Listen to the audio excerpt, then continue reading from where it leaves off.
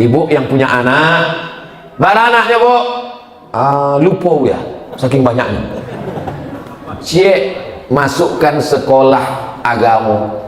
Jangan takut anak sekolah agama indak makan. Kalau ada ibu-ibu yang ngomong, nanti kalau anak saya sekolah agama makan apa Pak Ustadz? Tolong dibawa ke rumah sakit USG, mungkin utaknya dakek jo lambung.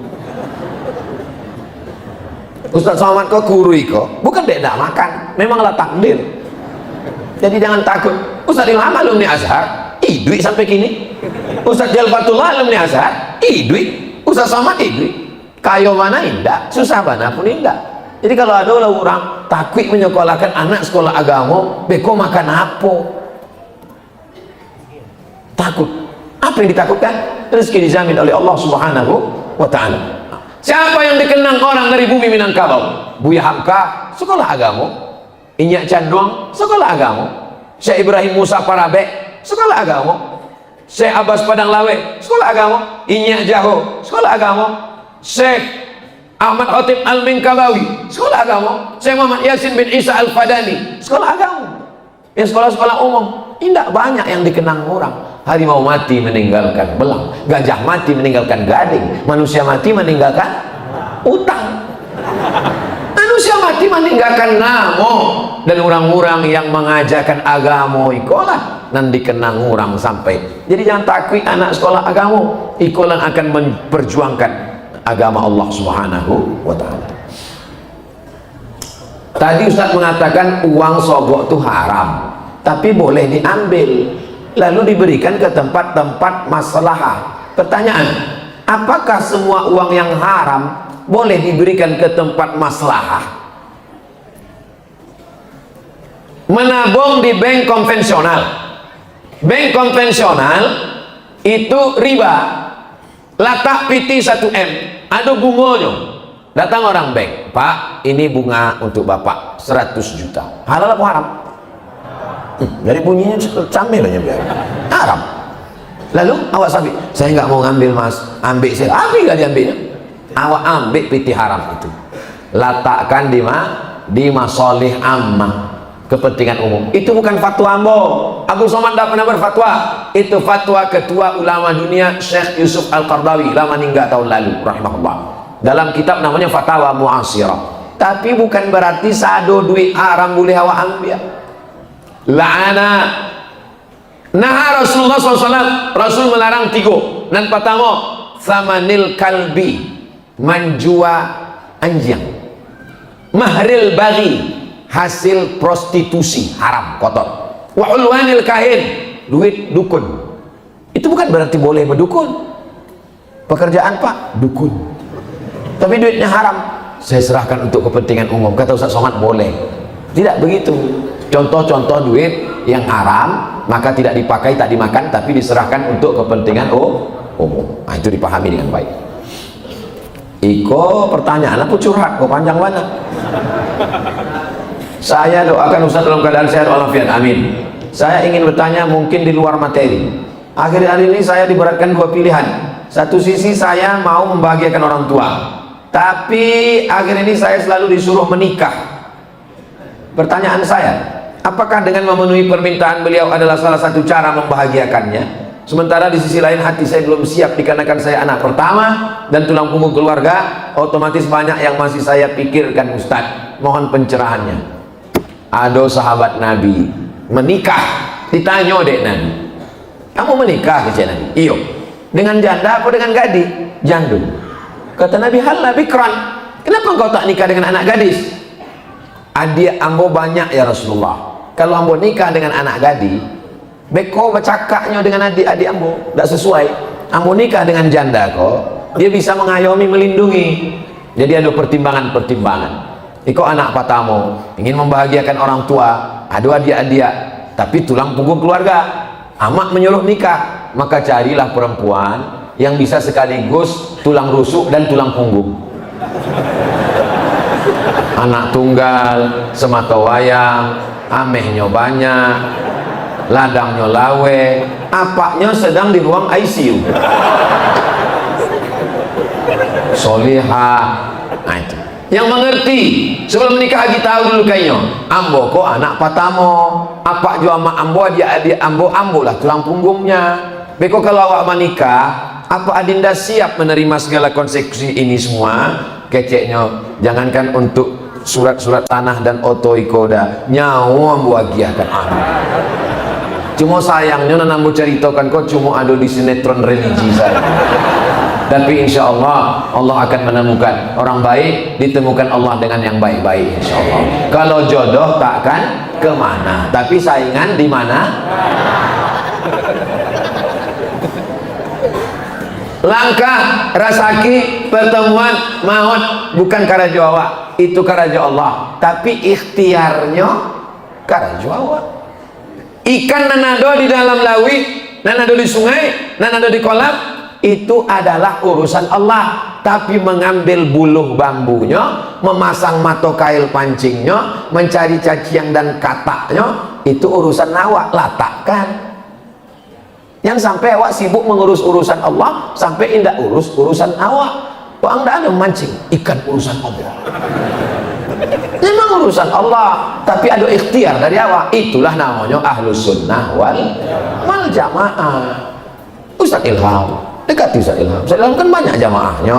Ustaz Ilham, tolong carikan ambonan kriteria dan disabi Ustaz Somad Patang itu ada apa enggak? Kecil Ustaz Ilham kalau ada bantu itu untuk apa mau bagi kamu? Paham?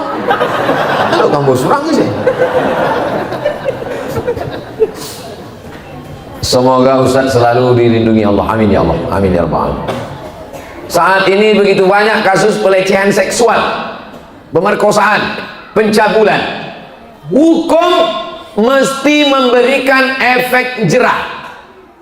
Pengedar narkoba di penjara, menghabiskan duit negara, makannya disediakan negara, tempat tidurnya disediakan negara, menjual narkoba pula dia dari dalam penjara melalui handphone. Di luar penjara takut ditangkap, di dalam aman.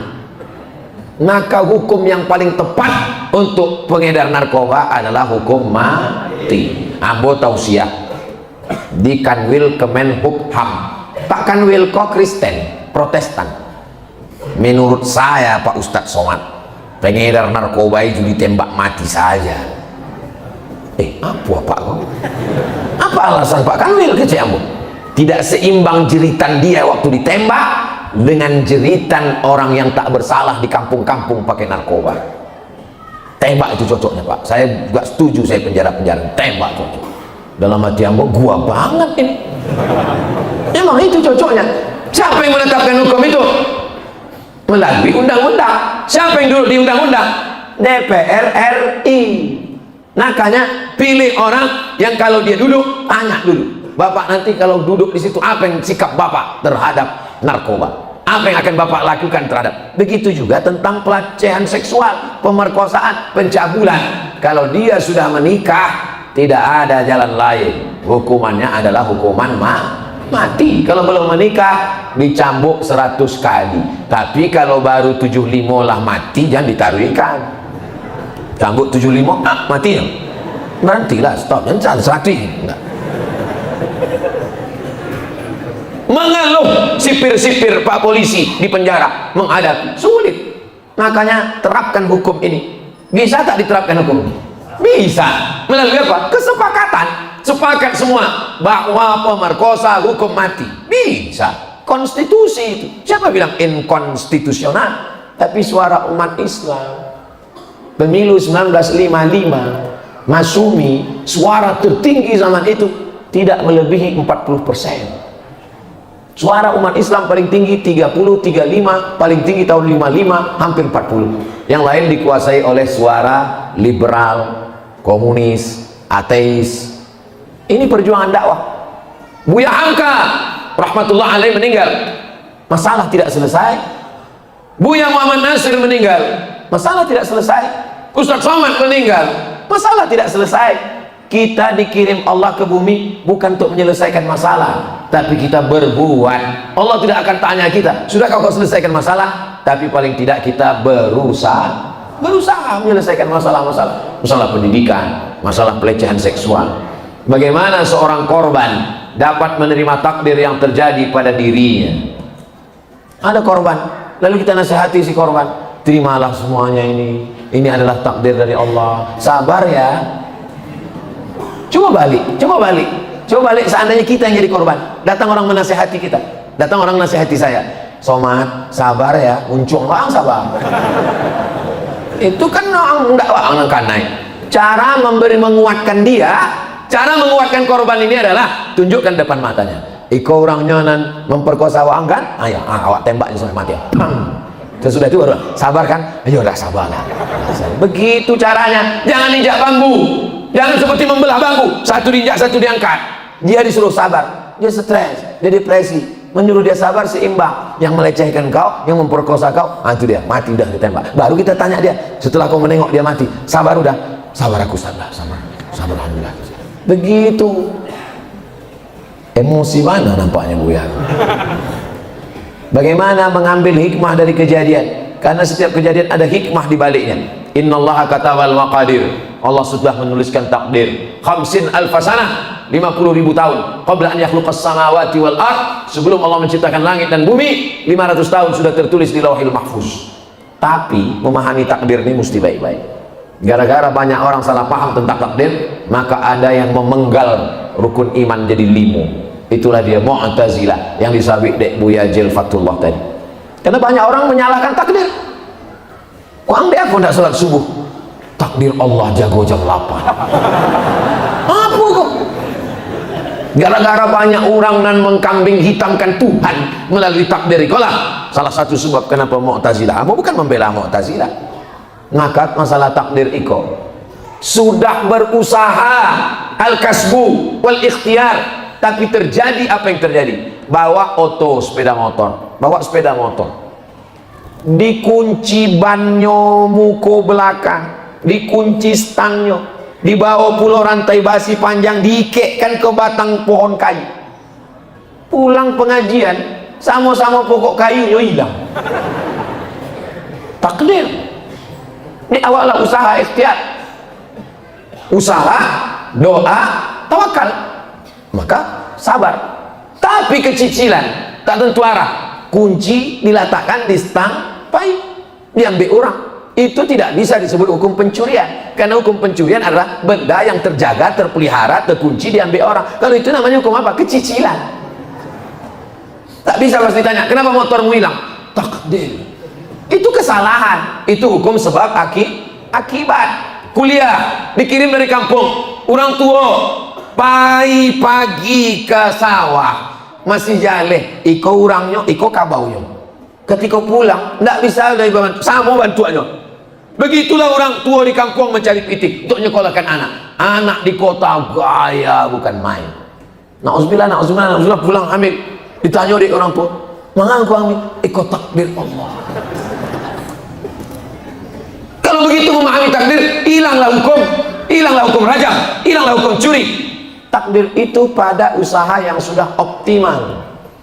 Pakai hijab, pakai jilbab, tak mau pacaran, menjaga kehormatan, tiba-tiba datang perampok masuk ke rumah, na'udzubillah, diperkosa.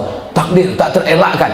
Dan kita katakan sabar menerima takdir ini. Anak gadis yang baik, perang antara Slobodan Milosevic dengan Ali Izzet Begovic Serbia dengan Bosnia Herzegovina. Maka datang pertanyaan ke Syekh Yusuf Qaradawi, bagaimana dengan perempuan-perempuan yang hamil akibat pemerkosaan tentara Serbia? Apakah boleh diaborsi, digugurkan? Kata Syekh Qaradawi, tak boleh gugurkan anaknya sebab dia tak berdosa. Biarkan anak itu lahir, perempuan itu sabarkan dengan takdir. Tapi dengan penuh kesadaran. Hidup ini ada pilihan. Ambok ini ada pilihan antara ceramah duduk atau berdiri, antara teruskan ceramah atau berhenti. Ini pilihan. Pada pilihan ini kita mesti pilih yang baik. Pacaran atau tidak pacaran, keluyuran atau tidak keluyuran, jalan atau tidak jalan. Kita punya pilihan. Ada saatnya kita tidak bisa memilih. Menjadi orang Minangkabau itu pilihan atau tidak pilihan? Tidak pilihan. Karena dulu malaikat tidak ada datang waktu kita dilahir. Aku ingin jadi orang Minang apa orang bule? Enggak. Menjadi orang Minangkabau ini adalah takdir. Kita terima ketetapan Allah Subhanahu wa ta'ala. Apa yang harus saya lakukan ketika memiliki seorang ayah yang mementingkan saudaranya, membiayai dan keperluan, sehingga saya dan adik-adik dan ibu saya kesusahan dalam mencari biaya hidup. Bapak-bapak, abang-abang, udah kepala rumah tangga, kalian punya 5 kewajiban. Yang pertama, kasih makan. Yang kedua, kasih pakaian. Yang ketiga, kasih tempat tinggal. Yang keempat, kasih pendidikan. Yang kelima, kasih perhatian kepada istri dan anak kalian. Setelah istri, anak, orang tua kalau susah, barulah saudara, keponakan, yang lain. Jangan salah prioritas. Ini namanya fiqhul aulawiyat. Orang yang menolong saudaranya tapi anak istrinya susah, itu sama seperti orang pakai jas, pakai dasi tapi tak bercelana. Tak bisa dia bedakan mana skala prioritas, mana yang utama. Yang utama itu ring 1 dulu. Ring 1 saya siapa? Istri, anak, orang tua kalau tak mampu. Maka ini mesti dicukupkan dulu, berlebih baru melimpah kepada yang lain. Nah, ini ajaran agama Islam. Kembali kepada ajaran agama Islam. Itulah kaji kita pada malam hari ini. Lebih kurang 1,5 jam kita duduk dari awal dengan Ustadz Buya Jelfatullah, Ustadz Ilham, dan Ustadz Abdul Somad. Insya Allah 90 menit kebersamaan kita dengan 3 Ustadz ini mudah-mudahan bernilai iktikaf, bernilai amal soleh, mampu menanamkan dalam hati kita amar ma'ruf nahi mungkar, dijaga Allah kabupaten Agam dan masyarakatnya dari segala musibah malapetaka bahaya. Indonesia tetap baldatun thayyibatun wa rabbun ghafur. Terpilihlah pemimpin-pemimpin yang adil dan amanah. Ala hadhihi niyah wa kulli niyatin salihah. Al-Fatihah.